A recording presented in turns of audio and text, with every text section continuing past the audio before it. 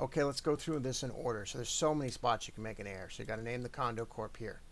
Then you got to identify whether you're a registered owner or if you're authorized to act on behalf of the registered owner. Then over here, you've got to date this proxy document. And you got to put the right date, time, whatever, PM, and signature right there. Then over here, you name the date that you're signing or naming a proxy, and you have to name someone that acts or votes on your behalf. And then you have to sign or initial. And then the proxy may nominate candidates, so you don't click this one. You don't click this one. You click this one. The proxy may nominate candidates or may vote on our behalf on matters of removing members of the board. And then here, this says that the proxy may vote for you, and you've got to sign over here.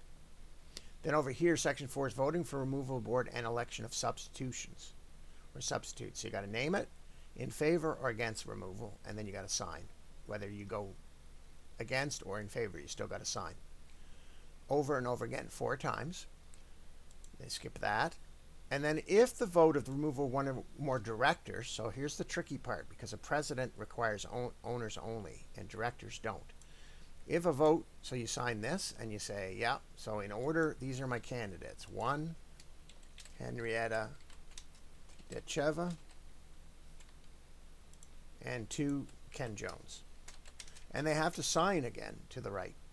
And then here is when there's removal of a director in which owner occupied, like the president. So Fatma's a president. So in this case, they can only elect people if they are owners occupying the unit. You can only vote for a president when you're occupying the unit.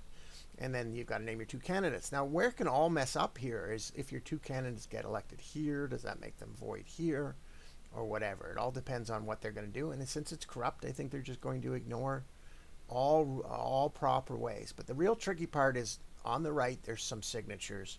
Usually whatever you click, you have to signature or initial. And don't forget, you have to name right here. You have to name your proxy, sign it, and you have to, usually the date here will match the date here. So that's it.